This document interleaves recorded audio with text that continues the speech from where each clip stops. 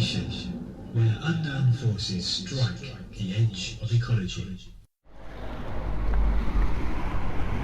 Hi, it's Wednesday, July the 4th, 2012, Independence Day in America, and I'm just heading down now to the Hanbury Ballroom again, or the Proud Brighton Ballroom as it's called now. It keeps changing its name. Always been a Hanbury to me.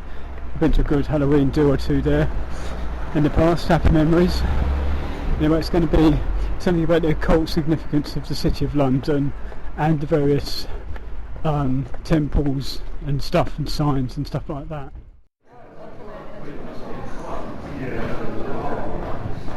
Good evening, everybody. How are we doing? Good. Yeah? We're in for a treat tonight. I've been waiting for years for this moment in my life. John Tapsell, as you all know, he's been doing occulture since year zero. He was the man that got me on the stage in this very place. How many years ago was it? I don't know now. I was nervous as hell, and he's kept me coming back again and again. And I'm speaking on Friday nights, as you know. I'm going to do it at Tower Cabaret.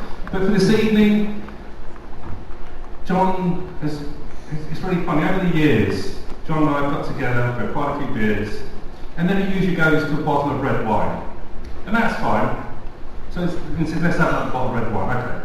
So we're starting it, and he starts telling me stuff about the ancient history of England and London. And for the life of me, I can't remember what he said. But I gave some brilliant insights as to how he could do it better. I don't think John remembers that either, so thank God as well. So this is about the mystical legacy of London, isn't it, John? Yes, it is. I remember that much. It's going to be a great evening. John has his co-collaborator, Toyne, who you've met. You've been the last few nights as well. Toyne is going to be speaking after John, after the break, I think. So give a big hand for John Tapsell. Thank you.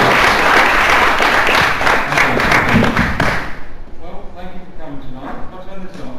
Already, that's not a good start. Right, tonight I'm going to be talking about a book, and this is a bit like the pub with no beer, because this is a book launch with no book. So the book hasn't arrived, but let's not go there for the time being. What it is, we're going to talk a little bit about London's mystical legacy, and what it is Toyne and I wrote a book about the history of London, and essentially it's two histories. There's one, the accepted history, which you've all learnt at school, that the City of London was founded by the Romans, and then there is another history, and this history was fascinating to Toyne and I. It's a forbidden history, it's a secret history of London, and the funny thing is, it isn't just a history, both run currently to this day.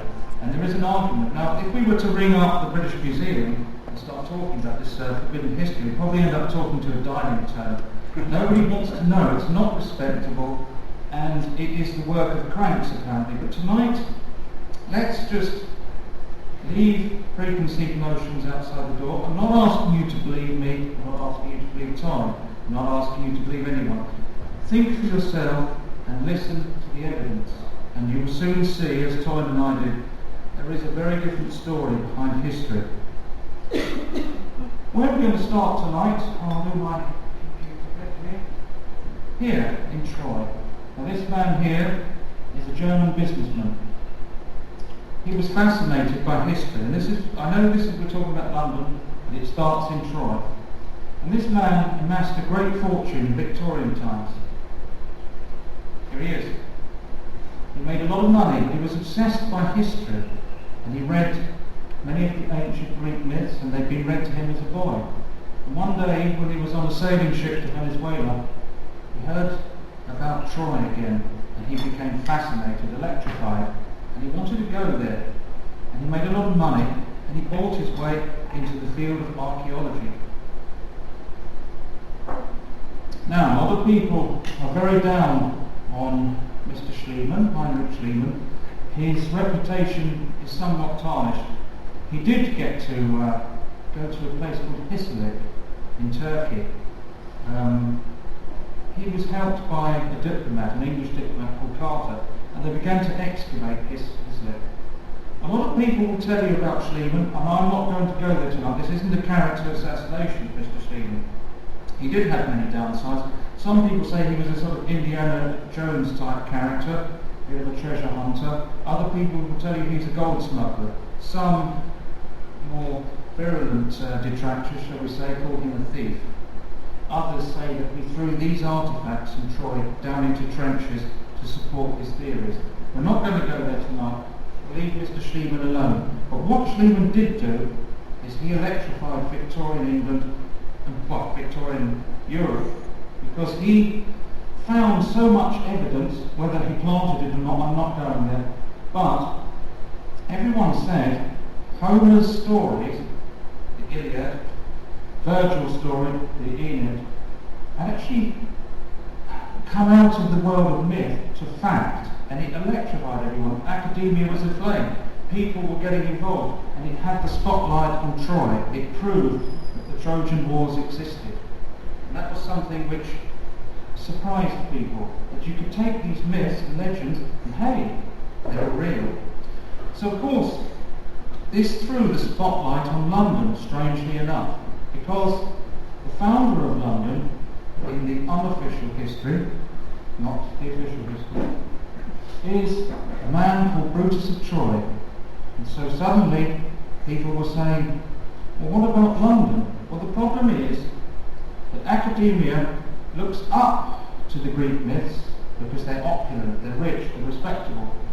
But their poor cousins, the Welsh myths, are consigned to the dustbin of history.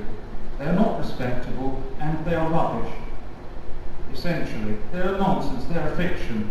And unfortunately a group of Germans came to England, and up until this point every school child, even judges, people accepted that Brutus of Troy had played a part in the history of London. But a group of Germans, we call them the German contingent for now, decided to throw out the baby with the bathwater. They said it's nicht correct, there is no Brutus of Troy.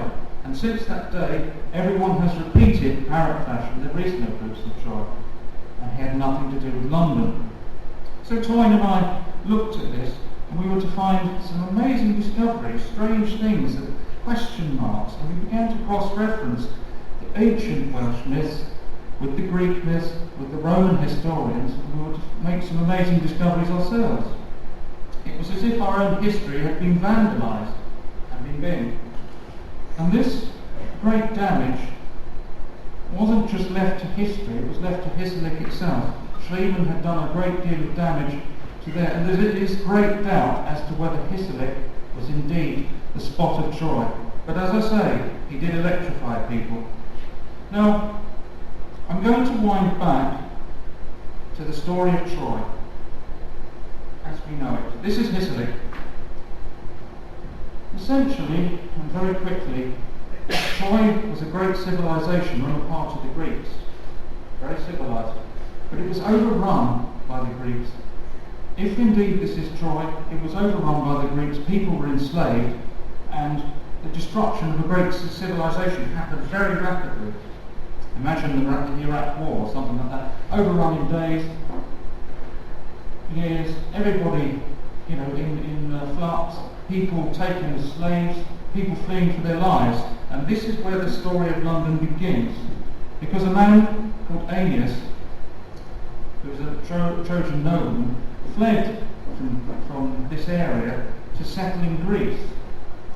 He had a son, and I want you to remember some of these names. Remember Aeneas, it's very important that you remember this. He had a son called Ascanius, who in turn had a son called Silvius. Now Silvius and his wife had a birth coming, a pregnancy, and it was prophesied that they would have a son who would be a great king who would hold dominion over the races of many peoples. But it was also prophesied that the son would kill the mother and the father. So sort of happy days on one side, but very grim on the other. Well, that prophecy was fulfilled because they had a son called Brutus, who unfortunately the mother died in childbirth. And many years later, when Brutus had grown up and he went hunting with his father, he fired an arrow, and that arrow struck his father and killed him. So the prophecy was fulfilled in one sense.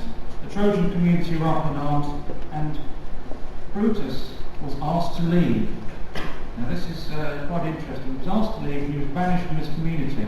So he went to Greece, And what he found in Greece, as a result of these Trojan Wars, was that many people who were Trojan had been enslaved. And he didn't like this. He was a Trojan himself. And he was thinking about people who'd been enslaved. So he set a plan to kidnap King Pandreas. And he kidnapped King Pandreas and he negotiated the freedom of his people. Part of the deal was that he'd get the hell out of Greece. So they set sail in a big fleet and they went abroad. And they sailed around the Mediterranean, many places. They went to North Africa, they went to Gibraltar. Now, they came across an island, and in this island they found the temple of Diana. And Brutus, being of the Hellenic culture, being a Trojan, being familiar with this, he made offerings to Diana. And he slept in that temple, and he had a dream.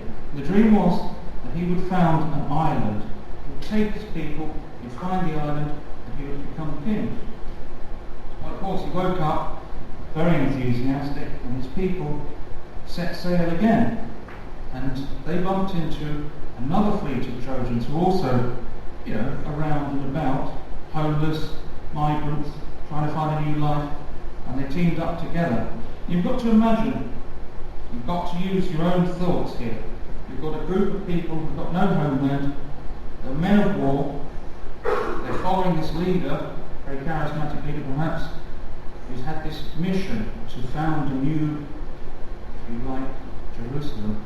And so they set sail again, and they come to Gaul, and they fight. They fight with local people, but they suddenly say, what are we doing this for? Yes, we're winning the wars, but this isn't our island. So they set sail again, and they touched down in Britain.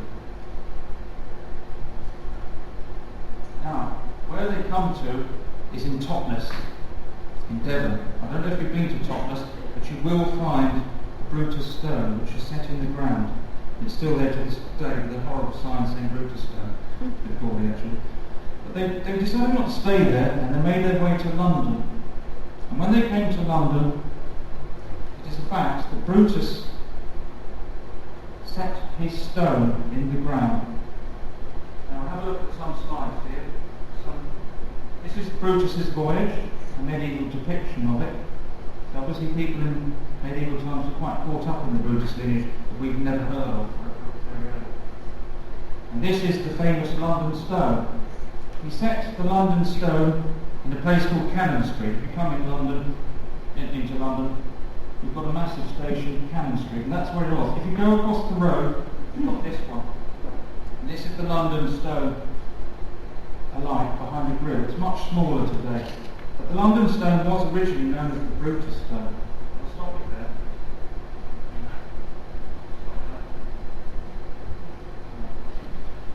The Brutus stone was the foundation of the city. It's interesting that it's still there. And men for many years swore oaths on here. There was many rebellions, riots, things like that, where people put their swords to the stone and swore allegiance and declared themselves as kings and all sorts.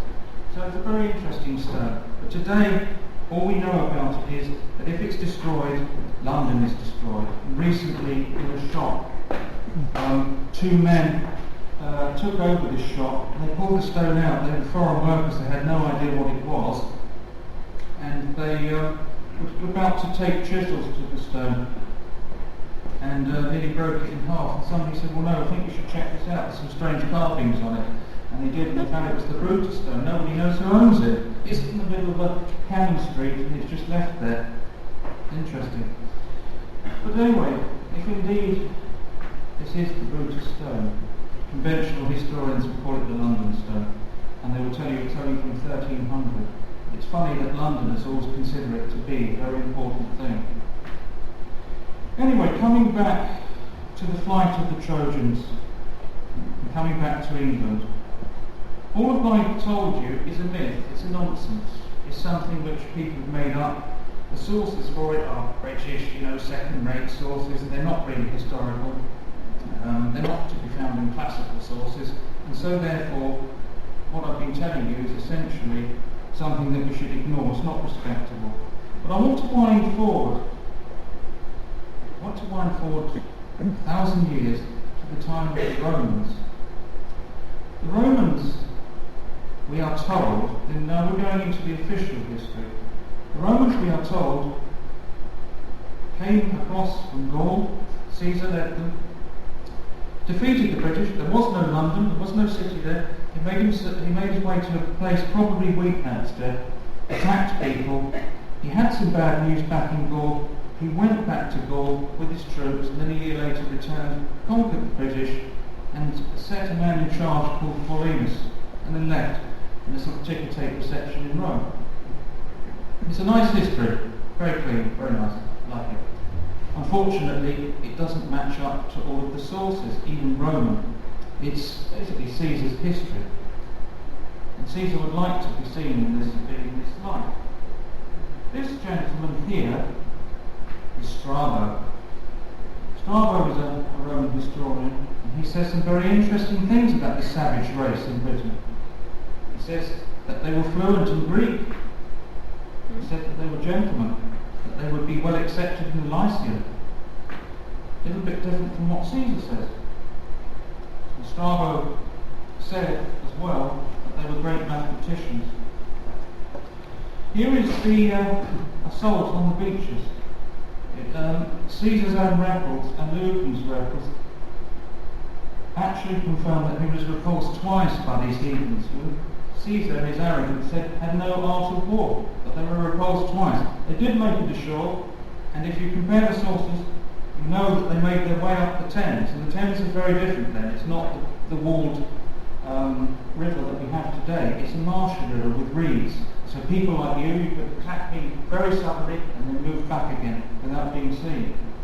It was the ideal place for guerrilla warfare. And if we look at the tactics used, and we look at this source, the Welsh myths are very, very precise about what happened. They tell us about reeds that had lead placed on them to pierce boats. Boats were sunk, and then men would attack on chariots, come on foot, attack the men, and when it wasn't going their way, get back on the chariots and get the hell out. It wasn't going very well. They stretched the Roman lines, and they caused a lot of problems. The Romans made their way as far as a place called Thorney Island, which today is the site of Parliament. It isn't an island anymore. And this is where a mighty battle happened. The British brought all of their forces to the north, and all the Romans came to the south. Now this is a ford, a natural ford. If it wasn't man-made, you better cross at low tide. It's the ultimate place to attack, and then on to the north. So the Romans under Caesar went for it, and they came across. Now, what we know of this attack from all sorts of sources, we're talking about Lucan's Pharsalia, we're talking about the Welsh sources, that the battle raged for quite a long time, and the Romans didn't do well because they were using chariots. The British used chariots, and they're very hard to contain. They can attack at any point. The battle wasn't going very well, so Caesar never wanted to shy away, set foot into the fray. Now what we should understand is that before this invasion, which historians tell us happened quite quickly, there were diplomatic letters sent by a man called Caswellorn. That's his Welsh name. In Roman history it's Cassivellaunus. But Caswellorn actually sent diplomatic letters, and these letters are very telling. I asked you to remember a name earlier, Aeneas. The diplomatic letters sent from Caswellorn directly to Caesar say you cannot attack this island because we are both of the same racial stock. We are all Trojans. And in fact, the Romans are actually a subset of the Trojans, so that's quite true. He sent these letters through, and he said, in your avarice, you picked this island, which is surrounded by a perilous sea. You shouldn't be doing this. We are the same Trojan stock. We are of Aeneas, both of us. Well, the Romans didn't really want to know about this because, they're getting gold from the Spanish, they've conquered people with camels, they've got spices coming in from the east, and now they want this island. As I say, the gentleman Caesar, he also said the British were no good at war. And then he gets involved in this confederation. It's not going well. They're attacking the north side of the Thames where Parliament is. It's a massive battle We're talking about 60,000 people coming across in.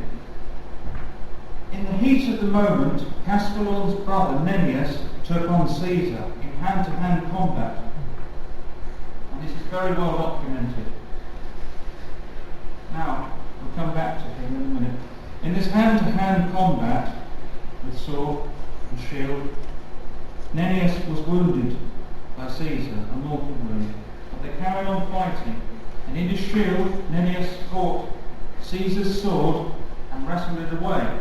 The fight continued until it was literally a fight with hands, no weapons, on the floor. Both sides separated their men. Nennius was taken away by the ancient British, Caesar was taken away by the Romans. Now this man is Lucan's Pharsalia. I'll just ask you now, does he look a bit sort of sarcastic and pelting to you? He is. He is.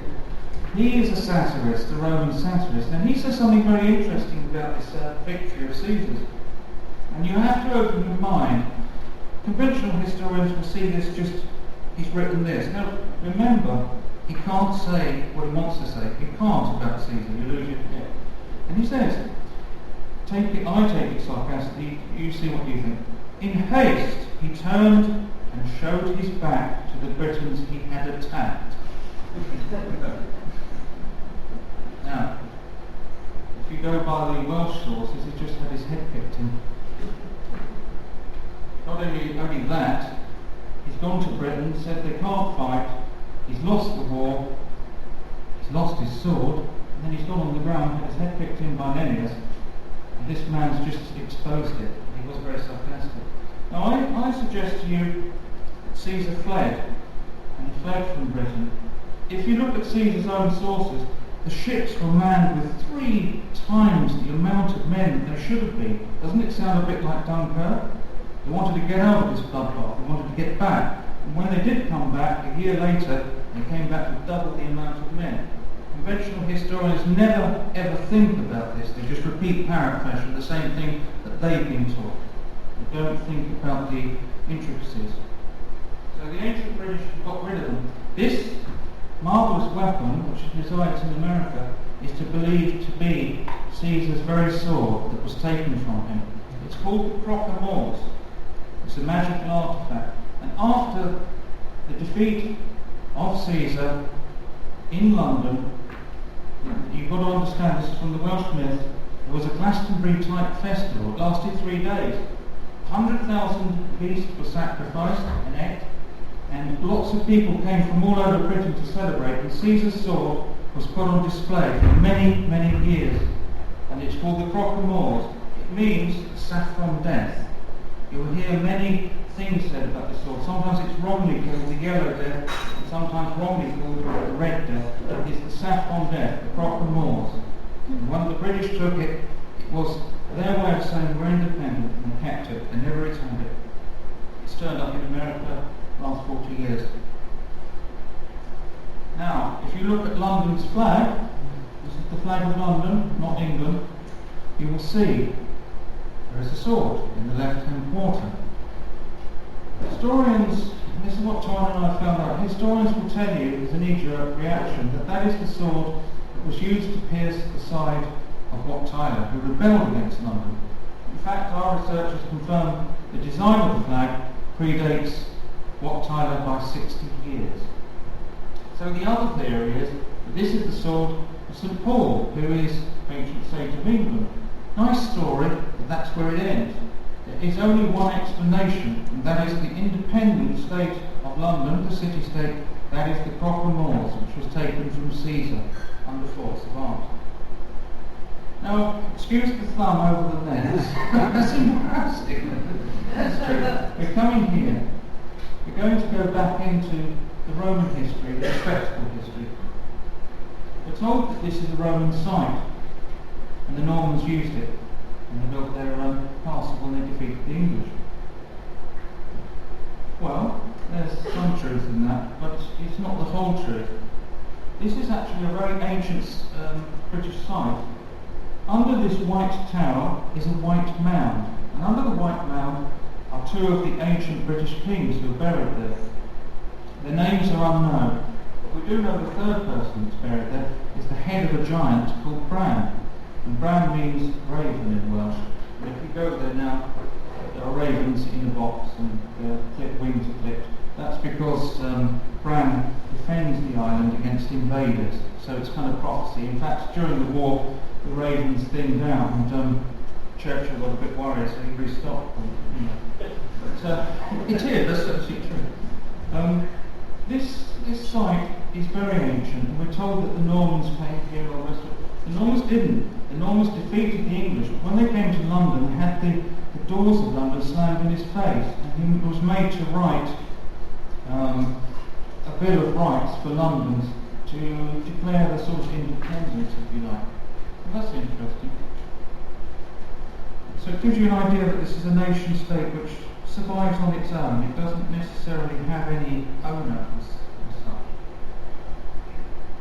Now, here's an interesting man. His name is Thomas Lockyer. He discovered this thing, helium. He discovered helium. Helium means helios. It's ancient Greek, helios, the sun. And he observed all sorts of things in nature. He went around in Victorian times and he came across Stonehenge, and many people say the person who discovered mathematical formulas and connections to the stars is Alexander Toyne. But in fact it was him, it was the very first one.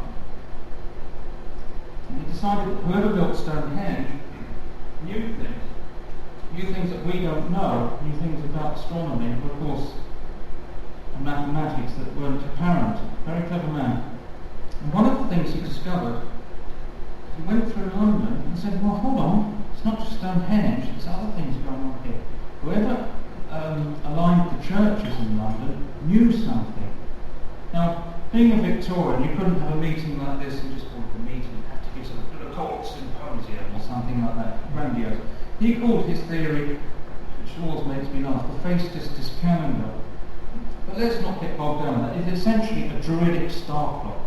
And what he discovered is, in this room, for example, magnetic north and north are different. They change over time. So if I put my handprint on the wall and we decide it was made of magnetic north, you could come back in 300 years' time and say, oh, if that was put there at magnetic north, that was put there in July 2012. This is how clever the guy was. He was able to date things by the position of the churches and by the alignment in London. And he decided whoever had laid out London before must have had this knowledge, this geomantic knowledge. We're not just talking about ley lines, this is a sort of super ley. And he really got behind the idea and wrote 2 books on it. Now, his discoveries really led to the fire of London, to this man. He realised that Wren must have known. And Wren did know. When the fire of London happened in 1666, about 3/5 of the city was destroyed. The king was very anxious to rebuild the city for obvious economic reasons. And he chose him as the rebuilder of London. And Sir Christopher Wren found a man called Nicholas Hawksmoor. The two of them were steeped in sort of esoteric and occult knowledge, and they decided to rebuild London out of stone. And we know all about this anyway. Most people do. They rebuilt 50 to 100 churches, something like that. They rebuilt hospitals, all out of stone. They started to design it, and their crowning glory was in the background. St Paul's Cathedral. Now you would think it's rather pressing. Somebody saying to you, the king, get on with it. They want 50 churches, 100 churches, whatever. And a stone cathedral was about 40 years' work there ahead. These two weren't concerned with that. They were doing something secret in their spare time. They were looking through the ashes of St Paul's Cathedral, which was a wooden building before. And this is strange. You'd think they'd have better things to do. They're looking around at these ashes, and what are they looking for? Well, we know what they're looking for. They're looking for a particular pagan temple. And they were looking, searching through these remains, and they didn't really find a lot, so they say. And so they carried on rebuilding the churches.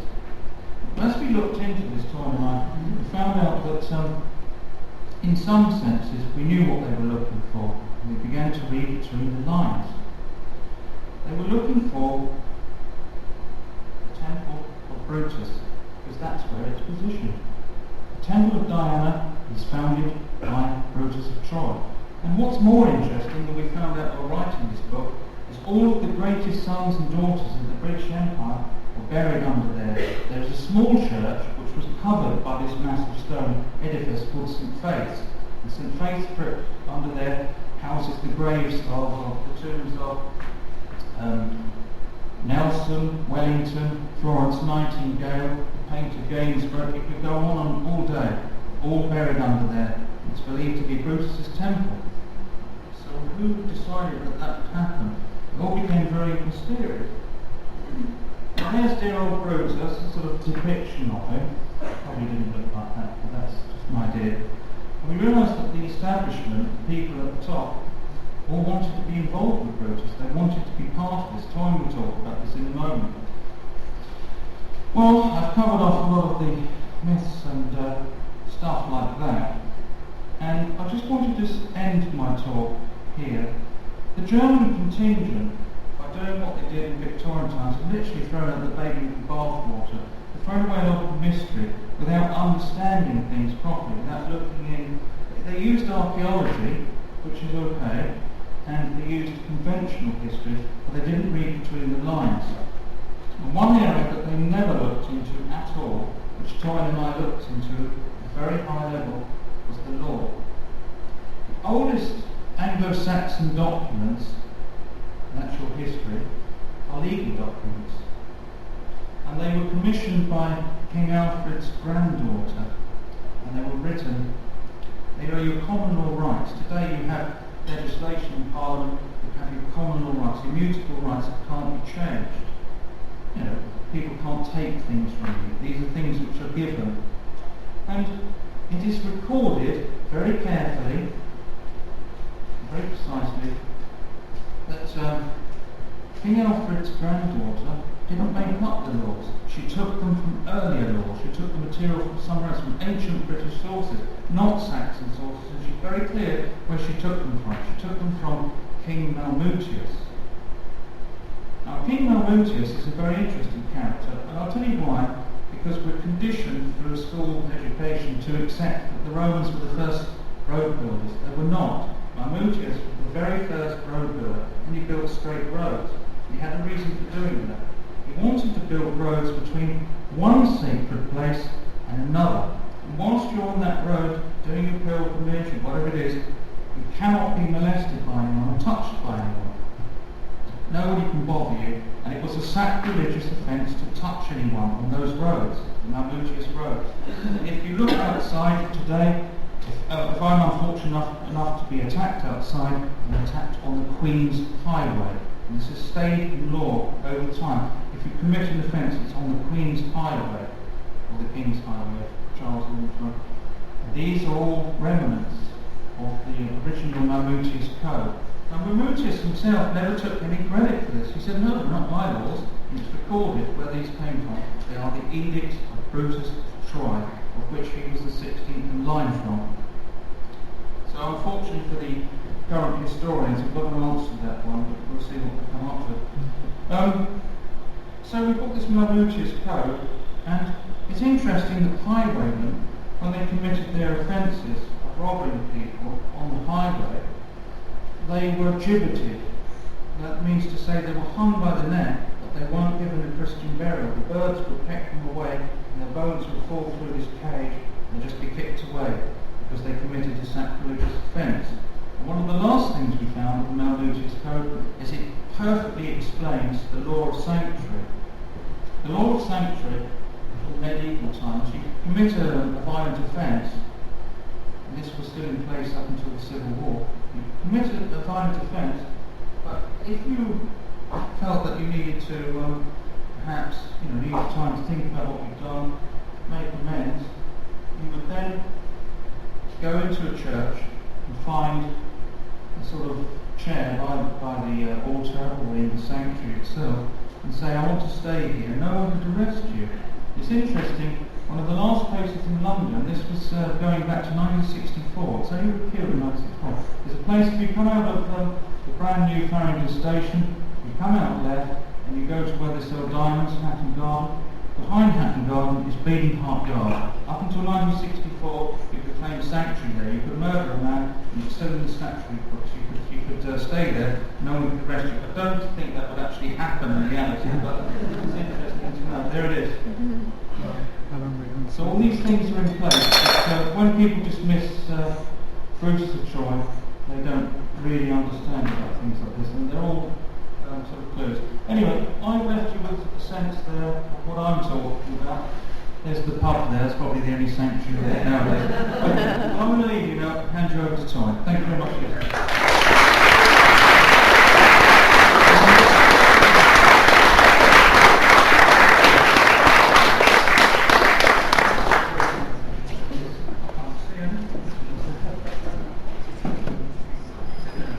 He's giving you the background, isn't he? He's giving you the background. I think he's going to resume, I think, now more contemporary. Could you summarise what you just said? Well, do you want to summarise it? He's going. Well, he's talking about the Trojans coming here, basically founding London. Right. The Trojans over Greece. And then Romans coming later Trojans on. Greece. You put me on the spot there. I always wonder where Troy was, don't they? I'm glad you don't know why. I think they were, yeah. But, yeah, I'm not too sure. But, and then the Romans came and tried to attack them, and then he said, no, we're the same, we're all in the same kind of area. so his people said that it was the Romans that founded London. Yeah, that's right, yeah. Well, a friend of mine, Richard Darlow, knows about this stuff. London's been called Trinibantum. There's a place called London Wall, and that was a wall of Trinibantum. It's near Cannon Street Station, and that stone is there, yeah.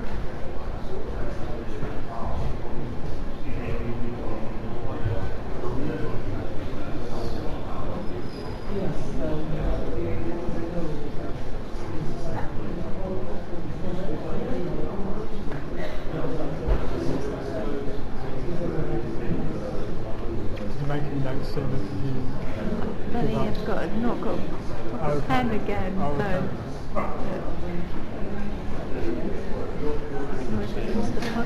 Well, you can, yeah. Although there's all juicy stuff coming up now. I took a photo of that statue. Sorry? I took a photo of one of those statues, yeah. Oh, That's quite near St Paul's, yeah. where is it? It's quite near St Paul's. It's a little bit further along, yeah. Oh, lovely. It's quite something.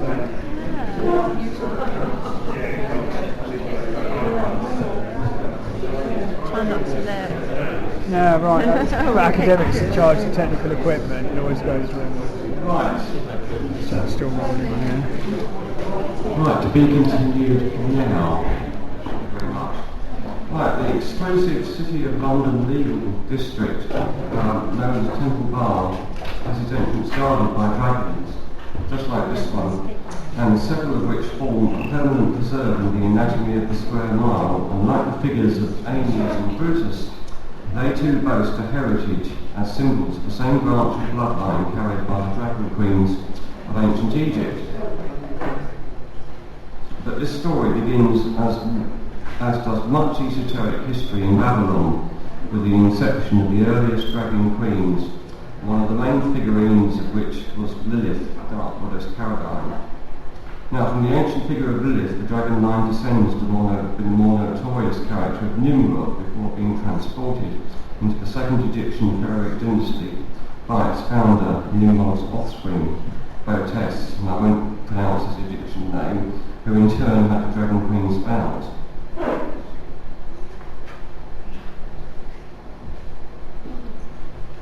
Now, thus the royal dragon line was cemented both in marriage and in magic, and from this union a new pharaoh was born, Ranet, circa 2800 BC, who instigated the occulture of Chem of Capricorn and Mendes, which became the Baphomet or goat of Mendes, as infamously adopted by the influential French occultist Alibus Levi over 4,500 years later, and that's his illustration. That's the illustration that depicts him.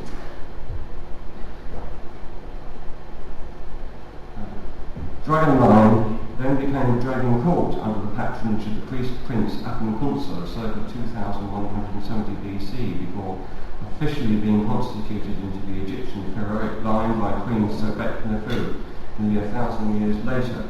But this is when it starts to get interesting, because according to several leading researchers into this field of ancient Middle Eastern monarchical genealogy, if I can say that, the Dragon Line then became embedded into the Hyksos pharaoh kings who were expelled out of Egypt, owing to their worship of the ram, and the priesthood of the Heliopolis mystery scholar had decreed the aeon commencement of the astrological age of Aries at the expense of Taurus the bull, and he became the astrological ages. The astrological ages rotate slowly backwards with the passing of time. The Hyksos became known as the Shepherd Kings, and their departure from Egypt coincided with that of the biblical Israelites, the 12 tribes of Israel. But this was no coincidence, because according to the researchers of Ralph Ellis and David Roll, the Shepherd Kings and the 12 tribes of Israel were one and the same body of people. And if this notion is correct, and it's gaining more support amongst academics and alternative historians alike, it would explain why the ancient Hebrew chroniclers had to hide the fact that the Exodus people were seriously well-connected Egyptians and present them as poor Israelites instead. And they also hid the strong likelihood that the secret knowledge embodying the dragon bloodline came out of Egypt too, with the Israelites, or rather, the renegade Hyksos. Royal romancers and similar believers alike have dubbed this the Jesus bloodline, but they could well be a nasty shopping store for them. Leading occult researcher and journalist Tracy R. Toyne has contended that this is really the bloodline of Cain.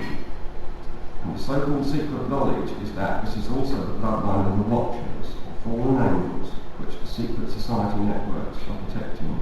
Notwithstanding that this bloodline also includes those descendants from the royal house of Judah, one of which was Dara, whom the British Israelite contingent say is really Dardanus, the Trojan founder, and an ancestor of the iconic figures of Aeneas and Brutus, which of course John has just mentioned.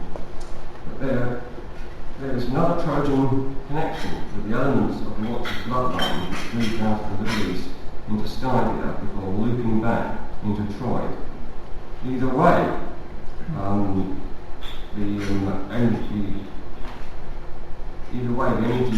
the ancient city of Troy was a connection point, a vortex of energy and bloodline linkage, a key factor in the story of Aeneas and Brutus and the latter's inception of London. Did the secret knowledge also come to ancient London, and is this in part symbolised by the dragons as today's keepers of the city?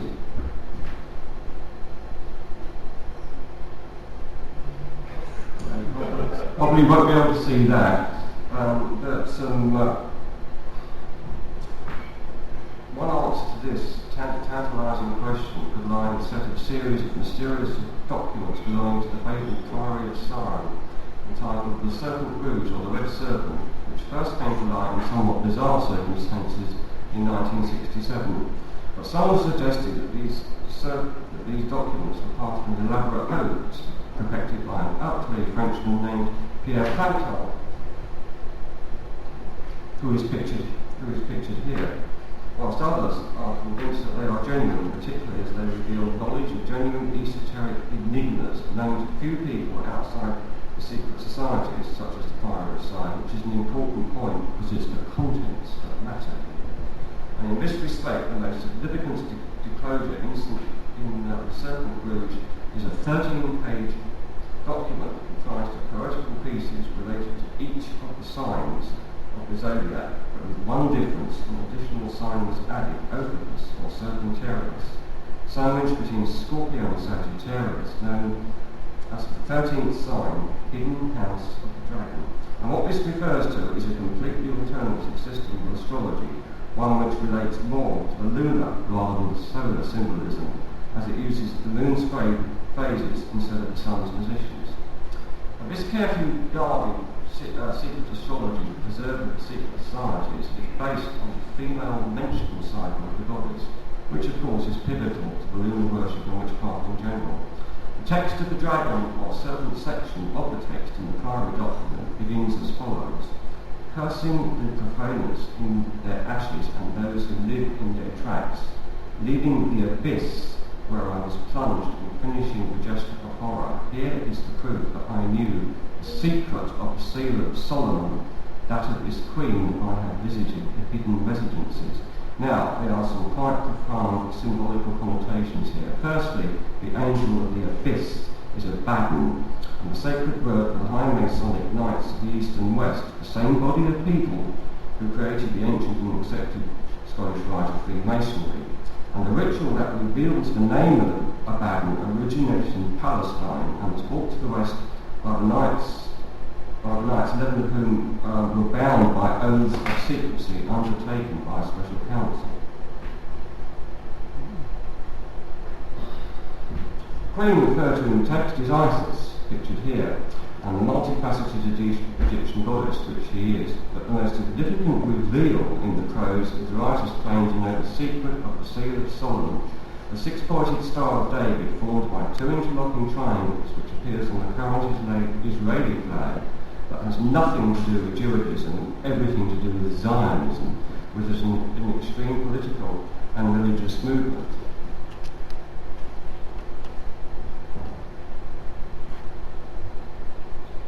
However, its origins along with its real meaning can be traced right back to Babylonian times. In Phoenician pagan aspect, it represents Saturn, pictured here, who has many guises, and these include Kronos, Baal, and Molech, but the most significant is undoubtedly as El, the old Lord God of the world, supreme father of the gods, and it is from the El prefix that we get words such as elite, elevated, elected, and elemental, to name but four. Saturn's colour is black, along with the square and other of its representations, which features strongly in Masonic symbolism. The graduating university student wears a black square multiple and gown, signifying that they have now joined the elite scholars. Saturn also has legal aspects, as the court system elites also wear black robes. The judge sits at the bench, which is Latin for bank. The prisoner or defendant appears in the dock, whilst the public view the proceedings from the gallery. These terms are all remnants of ancient Admiralty law, the law of the sea, the higher law, which has also occult and esoteric implications, and it is the higher law that is administered from Temple Bar and the Chancery areas in the City of London. The word bar means legal elites. Saturn is the god of banking, and in the City of London there is of course a large banking and financial sector, and these corporations even have their own Masonic lodges, one of which they are more concentrated within the City of London than anywhere else on earth, apparently. The name Saturn is associated with Satri, a type of goat-headed man who in Greek mythology inhabited Arcadia. Cain was said to have similar attributes, largely as a product of an experiment between Enki Sama and his daughter Eve. In the ancient Sumerian culture, Enki was one of Saturn's many guises. Samuel merely refers to his role in serpent-dragon mode.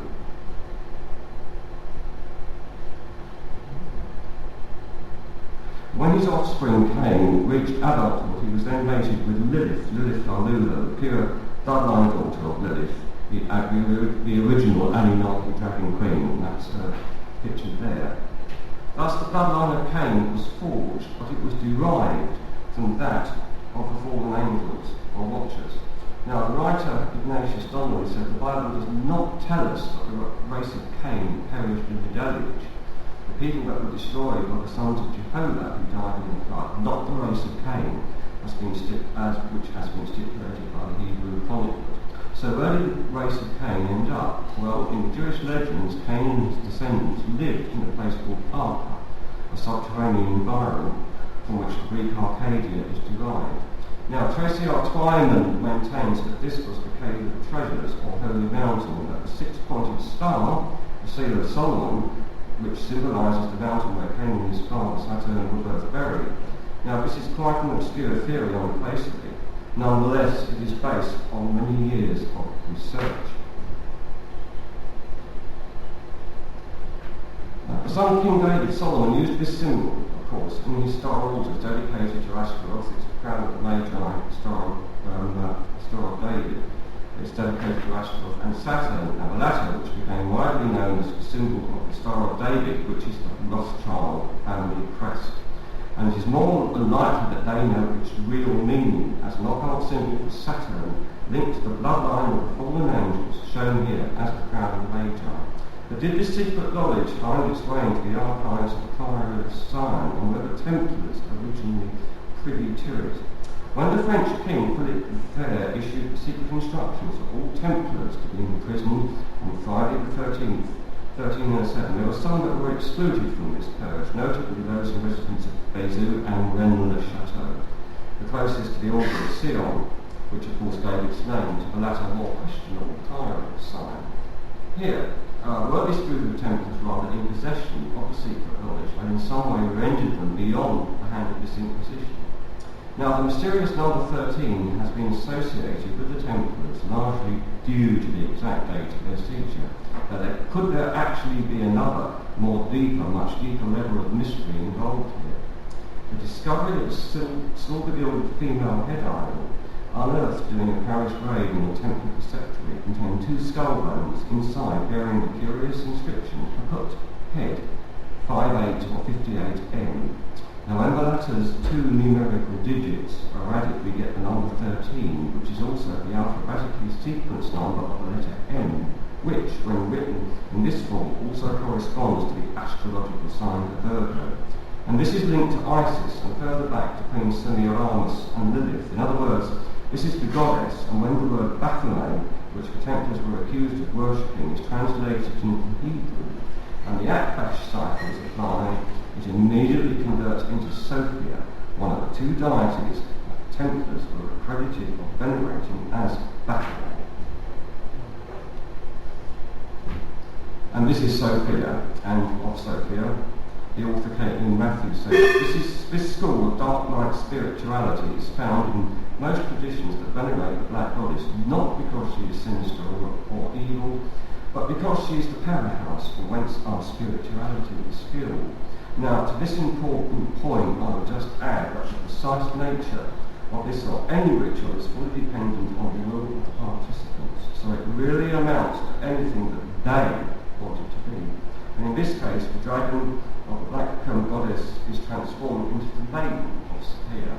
Now, dragons, Templars, number 13, Freemasons, bankers, all come together in the City of London, which is an entirely independent sovereign state with its own infrastructure, which is administered and controlled by the City Corporation, a committee of 12 to 14 men who preside over the wealth of the Crown lands and the companies that are linked therein. Perhaps unsurprisingly, this group of male controllers is known inside the city as the Crown, or Crown Temple, as the latter controls the global legal system, including Admiralty law, which I mentioned earlier. This is overseen from inside Temple Bar, and I've already looked at the word bar and some of its meanings, so now let's just consider, to finish, the word temple. Most people would say that in this instance it refers to the Knights Temple Church, which is situated at the heart of Temple Park, but the word temple means a pre-Christian place of ritual and worship where the priesthood or elite held sway over the initiates. So the name Temple Bar has one common denominator in the guise of El, as in elite, the legalese of the bar, and in the religion of the temple as El or Saturn, the elite of which carried the bloodline of Cain and the fallen angels. But the big question still remains. Was this knowledge brought to London? If so, by whom? And how much did the Templars really know? The answers to these tantalising questions in part 2. So we'll now take a short 15-minute break, and if anybody wants to, is interested in any copies of my previous books, The Demonic Connection is for sale with Wayne over there. Thank you very much, and we'll see you in 15 short minutes, so don't go too far.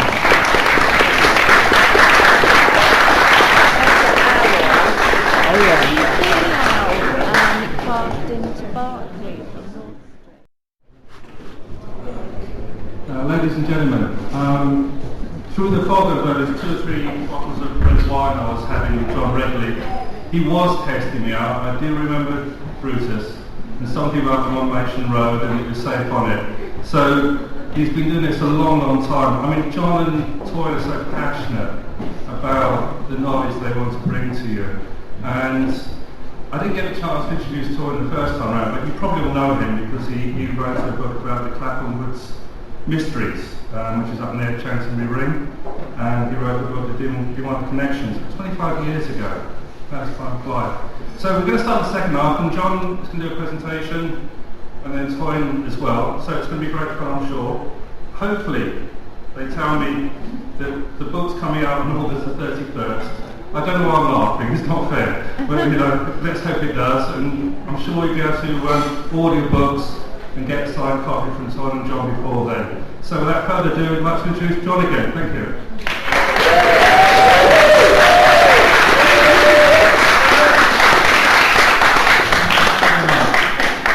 What I'm going to do in this talk, we talked a little bit before about the established history, the canon, which is London being a Roman city, and I talked a little bit of the anti-side, the secret side, the forbidden history about Brutus. I'm just going to show you some photographs. I think the words are done for me. I'm just going to go through some photographs and talk about those things and perhaps suggest some alternative meanings to them. Right, this is an established sort of view. It's taken in the 60s, a guy up in Primrose Hill doing his druid bit. And he's druid. It's a modern thing. We've all got this in our mind. When we think of druid, a guy dressed in white. Okay? But I would like to suggest to you, have a look at this other photograph, quite modern. When you come out of here.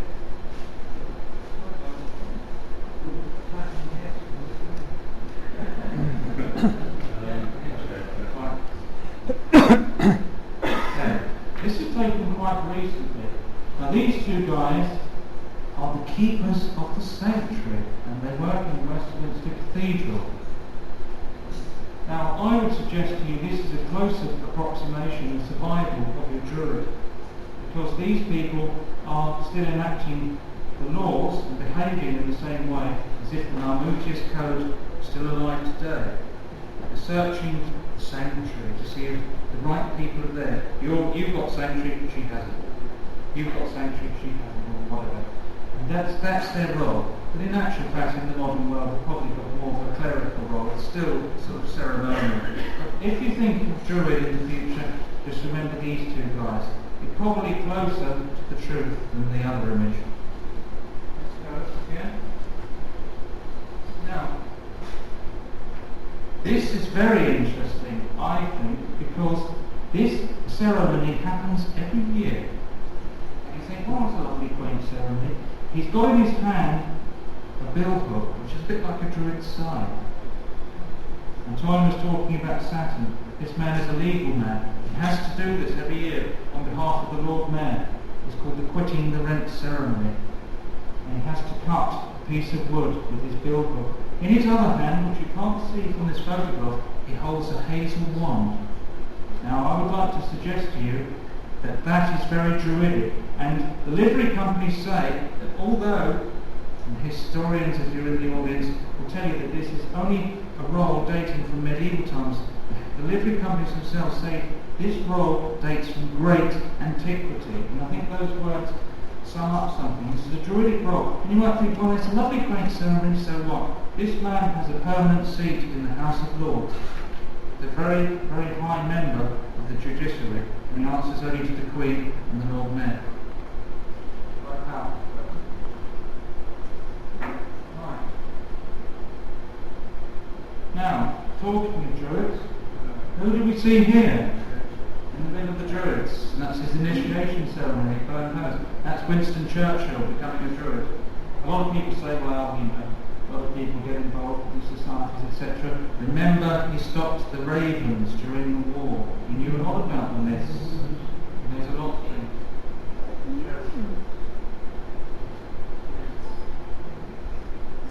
It's Mr. Churchill again, and the stamp. So they put out a stamp with Mr. Churchill and his Masonic affiliations.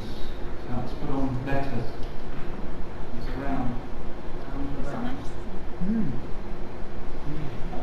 Here, opposite St Paul's, you can see a church. You come out opposite St Paul's, turn adjacent to the road, and you'll come across this strange clock which has the black sun in the middle and these wonderful astrological symbols, and that's Churchill there, and that's to thank Churchill for defending the city and winning the war. So he's around and about. I like that. It's a bit of fun with this. You can do it yourself. Just go around and look. Now here, Guildhall, everybody knows about Guildhall, it's the main place for the sort of livery companies and the Lord Mayor. But what people don't realise is the significance of Guildhall. Guildhall was where the palace, where the exact spot, according to folklore, where Bruce of Troy had his palace. And this is your history. They still meet there, and within there are two statues which are mentioned in our book, which are called God and Magog, which are very, how shall we say, entwined with the city of Galia. They're mentioned in the Quran and they're mentioned in the Bible. But they're in there. And interestingly, this place was bombed during the war. Churchill was the one who had it restored. And he said, whatever you do, you must get God and Magog, those statues, made ASAP and put in there before anything else. And he was very, how shall we say, anxious to see them back with him. I wonder why. Now, I talked earlier about underneath St Paul's Cathedral, St Faith's, this church which was sort of encompassed by the new St Paul's, where all the great and the good are sort of laid to rest. This is one old photograph of it. You probably, I don't know if you can go in there. We're so busy with the book, I've never actually tried to get in there. It'd be interesting to see what's in there and go around. Everybody that's anybody is in there, and this is probably the original, I would suppose, the original spot where the Temple of Diana founded by Brutus was, I would say. I don't know that, so I'm just saying it off the top of my head. But interestingly, just a street away, recently, in the last 2 or 3 years, they've unearthed some bones. Archaeologists have been spat on tonight a little bit. But archaeologists have unearthed some bones, and those bones were bones of stags and bones of cows. And immediately, in a knee-jerk reaction, they said, this is a sacrificial site for the Romans. Well, we know, Toyne and I know, that the Romans actually sacrificed to a different god, an Iranian god called Mithras, which they sacrificed their stuff to over in Bucklesbury. They may have come here to sacrifice this, but we know that the bones of cows and stags are sacrificial offerings to which god? Anybody? Goldstar for anyone? Diana. So this is definitely very close to the Temple of Diana. Now, wandering around the city, you might see some of these guys. Toyne and I were actually on a little meal. We quite innocently bumped into all this crowd. This is an old photograph from the 60s, but we bumped into, what was it? Princess Anne. We bumped into Princess Anne. We were a bit nicer. Yeah, Princess Anne, Princess Royal. All good stuff. Yeah, we bumped into them at St Paul's. We were just hanging around and said hello. These guys, it's the aldermen, they have a right to vote on the new Lord Mayor. And if you don't know about the Lord Mayor, the City of London, forget about London as a capital, the Roman walls of the city, a small area called the Square Mile, where all the financial district is ruled by these guys, the livery companies. They have the right to say who is the Lord Mayor. You might think, well, big deal. But the Lord Mayor is the sovereign of the city. When the Queen enters the city, the old city, the Square Mile, she must get out of her carriage and she must go up to the Lord Mayor, who surrenders his sword as a sign of peace, and she must walk behind the Lord Mayor. But these guys have got a lot of power, as you know from the gentleman in black who was cutting the faggot with the billbook and all the rest of it. These guys elect the Lord Mayor. The Lord Mayor is the sovereign of the city. No one is higher. And in fact, Queen Elizabeth I decided to take issue with the Lord Mayor, and she was told, the Lord Mayor is the Admiral of the Thames, he is the sovereign of the city, and he's in charge of the tower, along with you. You share the tower with him, and you have to give him the password every year. And all these ceremonies go on, and these guys have got a lot of power, but you don't know it. Another person This is the sheriff. You've heard of the sheriff in the West End. This is the genuine sheriff. This is the sheriff in the city, original sheriff. And these guys oversee a lot of legal matters. They can hold courts. They hold a sort of voting thing where they can elect magistrates and so forth, and they have the right over all of the legal matters of the city. And you might think, well, what is the city? The City of London Corporation, it's not allowed to publish its accounts. They are so large. The Queen and the City of London have secret accounts. These guys handle a lot of money in the city. Toyne will cover that off later, and I'm talking a vast amount. And in times past, they set up something called companies. East India Company, which founded the empire in India. The United States of America was the Virginia Bay Company, brought by these guys, which set up the United States of America, that's from the country much further, and the Hudson Bay Company, which controls to this day most of Canada. So,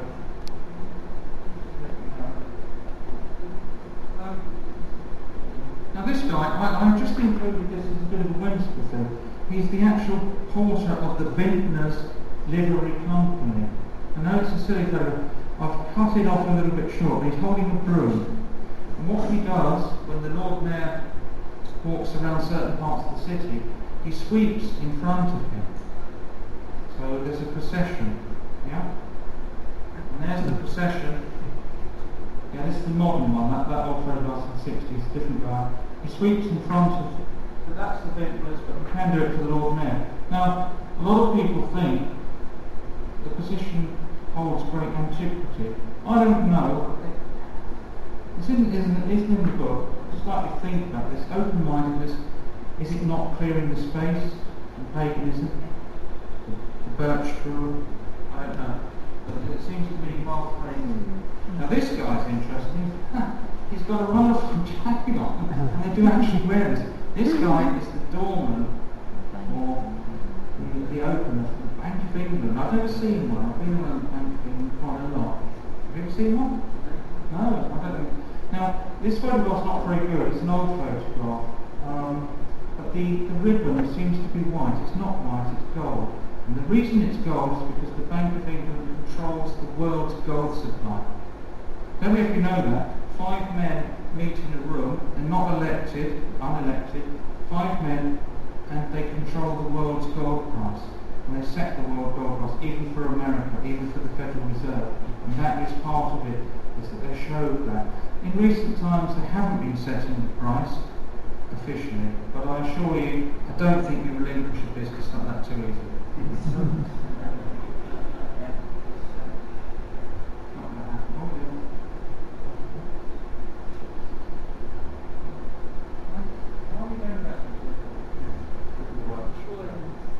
Here we are. Now, I want you to look closely. The world gold price was set by 5 men in the city hundreds of years. They didn't use ounces, they used troy-ounces. Troy-ounces have now been abandoned as the international currency. But it's interesting that there's a lot of connections with Troy. Why Troy? Where does it come from? And Toyne will tell you a little bit about this later on, because a lot of people actually want to be part of this lineage. And it's through history. Dr. John Dee was very concerned with the lineage of British.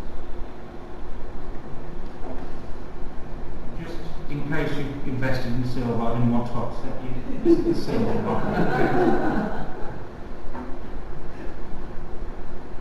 Well, here we are. Now this is just a ceremony. As far as everyone's concerned, it's the Billingsgate Fish Market, which has now moved to the East End of London. This would have been in the city originally up until about 1974 or something, and it had been there 3,500 years. It's the oldest fish market in the world, and each year it's blessed at sort of harvest festival time essentially, and they bless the fish. And there's all types of fish taken from the Thames or nearby. It's about 35 different types of fish, and they bless them. Now it's interesting that Billingsgate, well, you like this one, Billingsgate. The etymology of it is very interesting. Billingsgate is taken from the Linus Gate. The Linus. Who's Linus? Well, he's a Celtic king, the son of Mamutus.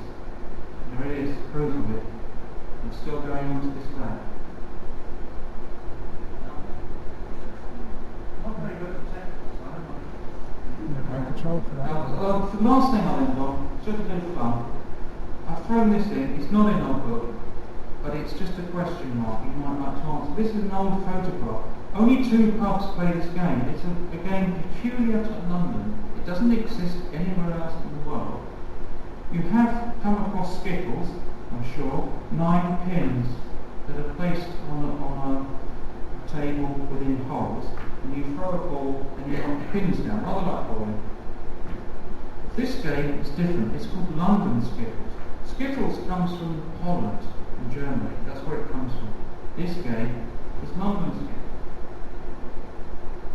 And the difference here, London Skittles, oh, that's upside down. You've had a few drinks, you can do that. London Skittles, it revolves around cheese. That's the difference. It doesn't revolve around bubble. It's like a sort of fine saucer shape. You toss it along and you hope to knock down the pins. Now this game has been researched for years. Guess where it comes from? Very interesting. Libya, Turkey. And if you wanted proof of our Trojan forebears, you're looking at it there. Thank you very much.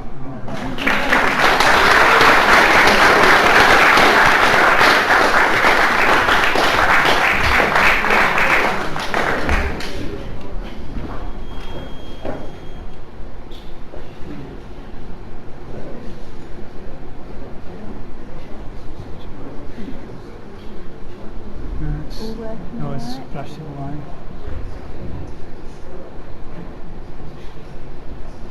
I cut lots of bits out basically, any pauses and that. And cut all the pauses out. Well, not in the speech, but anything else, just clean it up a bit. Does that take a while? No, it's very easy. Is it when you've got it on the computer? Yeah, you know what to do, yeah.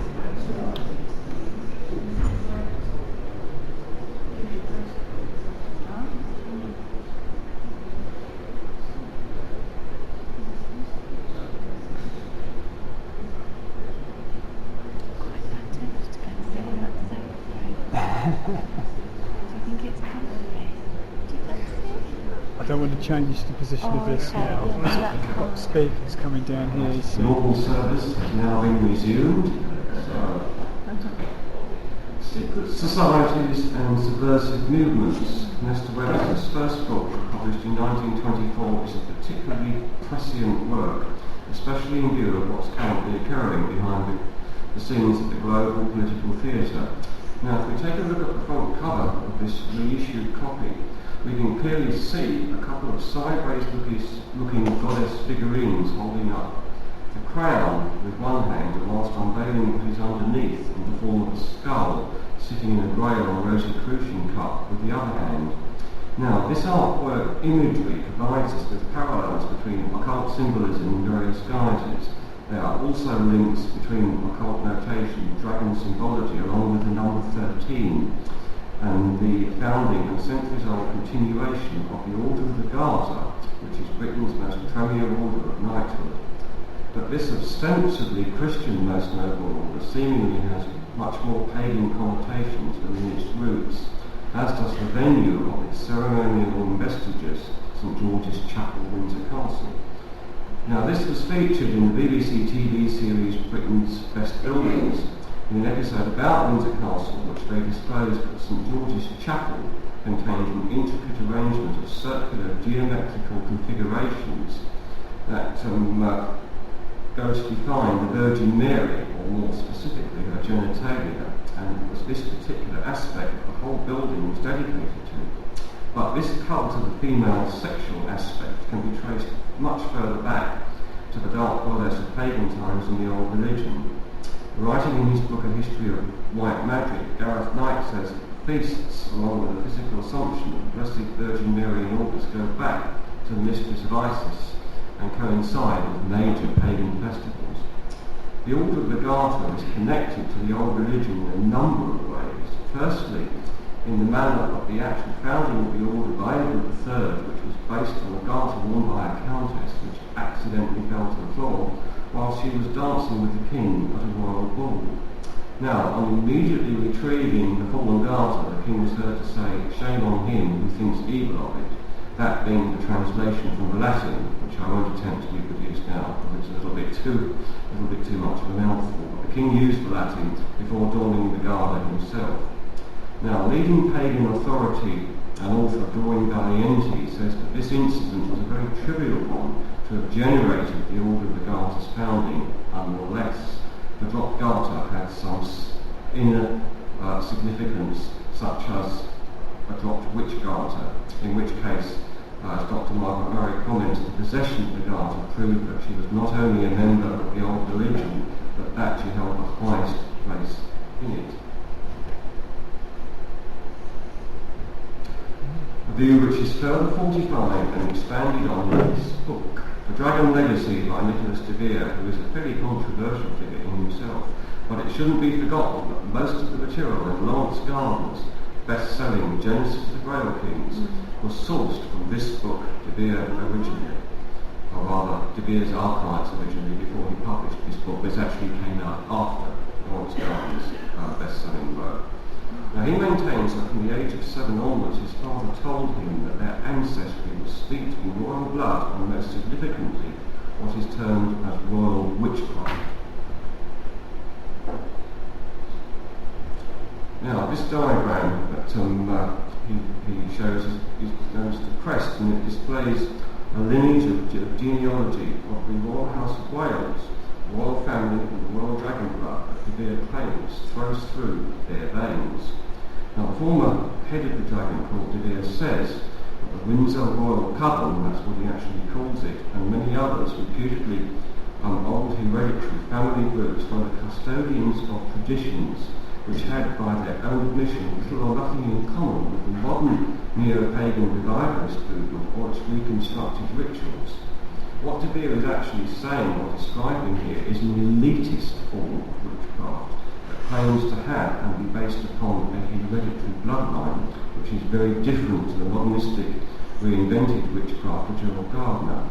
In the case of the Order of the Garter, in its real guise is an Angevin Elven bloodline institution, which continued in the form of the Plantagenet kings, one of which was the founder of the Order of the Garter, Edward III, who of course was descended from the Angevin dynasty. And in his occult conspiracy book, Michael Howard reveals a link between the Order of the Garter and the Rosicrucians when he says that many famous men who were either Freemasons or Rosicrucians have over the centuries been united as members of the Order of the Garter. And de Vere also reveals a link between the Dragon Court and the Order of the Garter in the form of his lateral ancestors, the Earls of Oxford, and 5 of these people were also Order of the Garter admittance. One of these, Earl Richard de Vere, also received a degree of Societas Draconis, Princess Melusine's Dragon Court. Now this is the European reconstituted version of the old Egyptian Dragon Court, which had been undertaken by Sigismund, King of Hungary, who also later became admitted into the Order of the Garters, Princess degree, along with Richard de Vere at St George's Chapel, Windsor, in 1415. So he was linked with the old Egyptian Dragon Court, the reconstituted European one, and the Order of the Garter, all coming together. Sigismund, who had been crowned by the Holy Roman Emperor in 1411, decided to expand the Dragon Order in 1431 to include a plethora of influential nobles from political and military backgrounds who were subsequently initiated into the Order of the Garter. Yes, and subsequently initiated not into the Order of the Garter, into the Dragon Court, I should say, sorry. And amongst these was this gentleman, Vlad II Dracula, whose name means devil or dragon, and his son, Vlad Tepes, signed himself as Dracula, or Dracula with a Y, Y-A at the end, the devil's son. And he later became Dracula, which roughly translates to the son of him who had the Order of the Dragon. However, it is his sister who is of particular interest here. Yes, you knew she was going to come up sooner or later, didn't you? Because amongst her descendants is one Mary of Teck, Queen Mary, mother of King George V and grandmother to the current monarch. There she is, Queen Elizabeth. who is also current head of the order, and in this particular illustration she's receiving the ceremonial sword of the mayor at Temple Bar. This is the ceremony that she has to perform when she enters the city of London. And in fact, it's the only ceremony that I can think of where she actually has to concede. She bows to the Lord Mayor and asks him for permission to enter the city, and he gives her his sword, which she carries around the city, but she has to return it afterwards because he can't leave the city. That's that. And of course, she is the current head of the Order of the Garter. Now, why do Prince Charles is so interested in this bloodline? And according to former MI6 agent John Corwin, the Order of the Garter has a secret function in overseeing a mysterious group called the Committee of 300. And to quote here, only 300 men, each of who knows all the others, govern the fate of Europe. They select their successors from their own entourage, and these men have the means in their hands of putting an end to the form of states which they find unreasonable. Now, this quote, which appeared in the Daily Press, was taken from one article published in 1921 by one Walter Rathenau, the financial advisor to the Rothschilds, so in effect he should know. Coleman claims that although the Committee of 300 has existed for 150 years, its agenda was always implemented through front organisations such as the Royal Institute for International Affairs.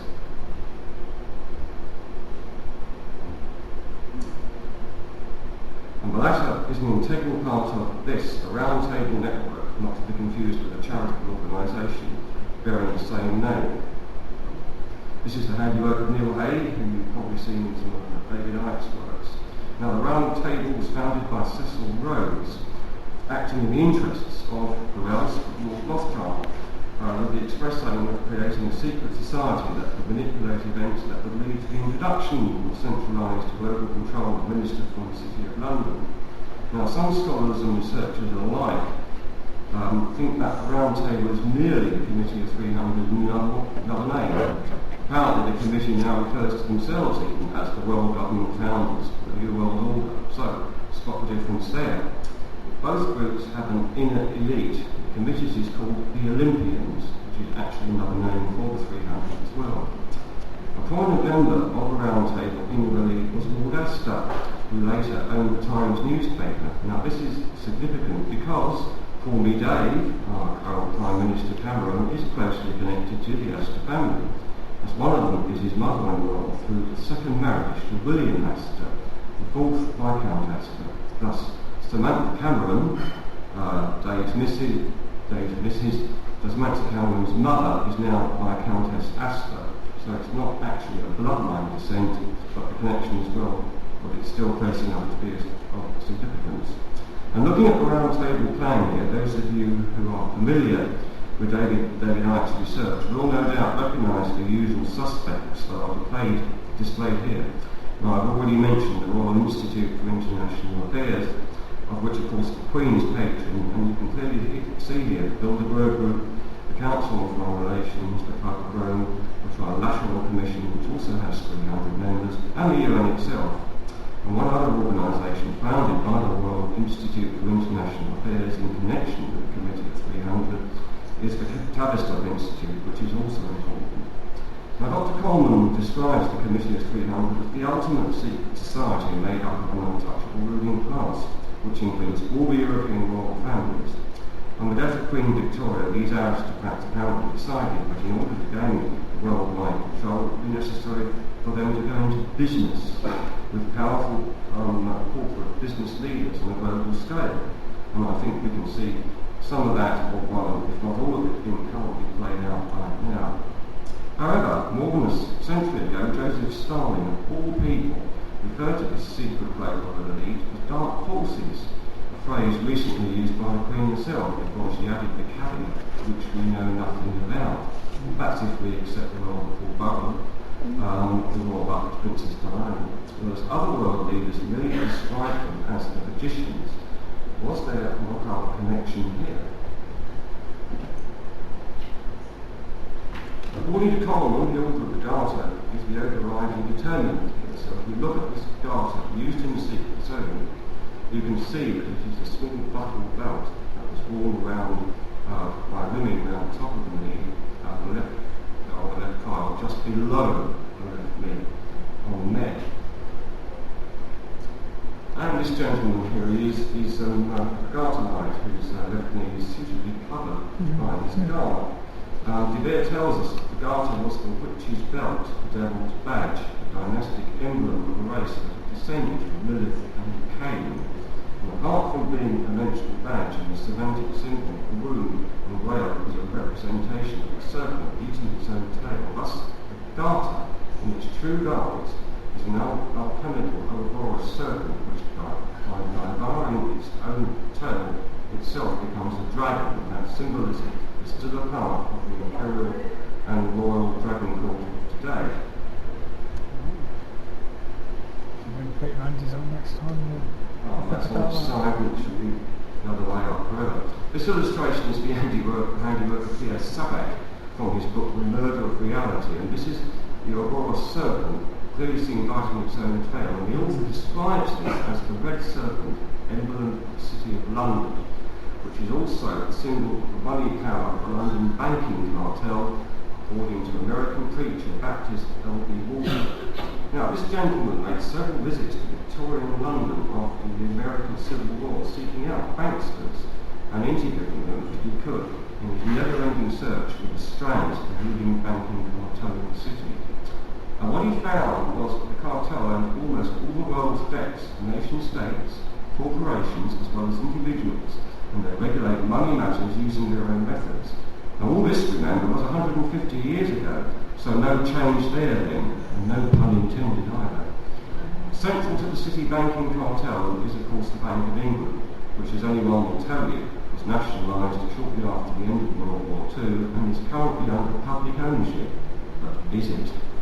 In 1977, a parliamentary question established that the Bank of England had a special nominee company called the Bank of England Nominees Limited.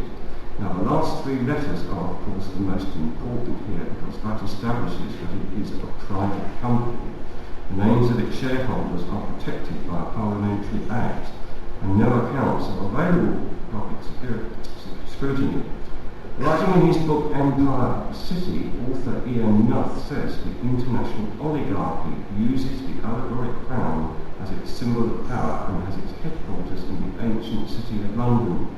The giant Bank of England is a privately owned institution and is not subject to regulation by the British Parliament and is in fact a sovereign world state. And this is the 1780 version of it, which is probably one of the earliest incantations. And certainly one extraordinary story involving the Bank of England occurred in November 2010 when Lord James of Blackheath got up in the second chamber of the House of Lords and disclosed that he had been appointed by the Bank of England to deal with problems created by the laundering of IRA funds. And his job was apparently to run down the companies containing the IRA money and liquidise whatever assets were left. And he said that he had one of the biggest experiences in the laundering of terrorist and funny money that anyone has had in the city, handling billions of pounds in the process, and writing off £1 billion from the IRA alone, his biggest client, amidst gasps when we assembled lords in the chamber. Then the next day, he declared that he was a money washer, not a money launderer, but the most intriguing part of all this story was that he claimed to have been contacted by a mysterious, shadowy organisation simply called Foundation X. Foundation X, rather. One didn't contact them, they contacted you, Lord James added to his further shell-shocked lords. He continued with X's proclamation to pledge $22 billion into the UK economy. He also claimed that they had more gold on hand than all the world's reserves combined. He had been tracking this strange covert organisation for the previous 6 months and concluded that they were genuine and sincere. But Her Majesty's Treasury were not impressed and declined Foundation X's offer, and since then little or nothing has been heard from Lord James, Foundation X, or the $22 billion supposedly to come into the economy. But the last time that an apparently benevolent secret society had access to such wealth of this equivalent magnitude was the Knights Templar prior to their purge, but there was more to them on their true occult role. Now, I've previously spoken about the Templars and the secret knowledge the bloodline of Cain and Saturn, the fallen angels, as protected by such as the Dragon Court and the Order of the Garter. But Brutus was an early bringer of this knowledge, along with the Druids, to ancient London, but it is also the case that the Baptist preacher Wolfert found a link with the 19th century banksters and the Cain bloodline through the red dragon serpent symbolism that forms a core part of the primary signs of the serpent moon, containing the 13th astrological sign of the dragon. The secret of the Seal of Solomon, the Rothschild Star of David, is really the star of Saturn, remember, who is the father of Cain in the guise of Enki Samuel, not Seth or Adam. So what we seemingly have here is the elite, including the bankers, who believe that they are the inheritors of London's mystical legacy, and that of the world too, by being in possession of certain secret knowledge. They currently know more about us than we do about them, but this is being reserved by exposing them. And I'll just end on this last note. They are a dark cabal who don't like the light being shone upon them. By availing ourselves of the knowledge, which is power, remember, you can take the power back into the hands of the people, which is what the elite fear the most. You making it your legacy, not theirs, so your full spiritual potential can be completely fulfilled. Thank you very much.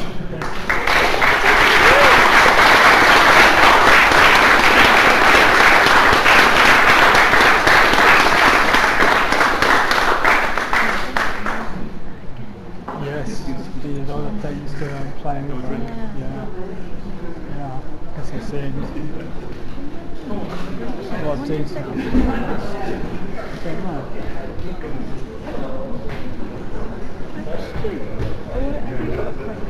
I don't know. I've been wrong-footed every moment this evening, ladies and gentlemen, by Toyne and John. I don't know quite what to say about all these things. It's just kind of tons and tons of information. This book must be about this big, I guess, but it gets published, I don't know. So have another drink, enjoy yourself. Tomorrow evening we are at the Friends Place. Everybody know where the Friends Place is in Brighton? Ship Street. Ship Street. If you don't ask me, I'll probably misdirect you. And it's, what's his name? I've forgotten. John Rodson. John Rodson. Toyne ran off the stage so fast, I have no idea what's happening. So have a drink, hope to see you tomorrow evening. We can't have a drink in the Friends Centre, of course, but I bet we'll have a drink afterwards in the pub over the road. So thanks very much, we'll see you tomorrow. Thank you.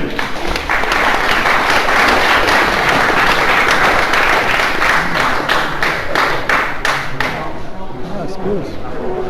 Yeah, I'm not going tomorrow. I'm not going tomorrow. No, are you going to go to the pub now? I think we will. Let me just try and get this to go off.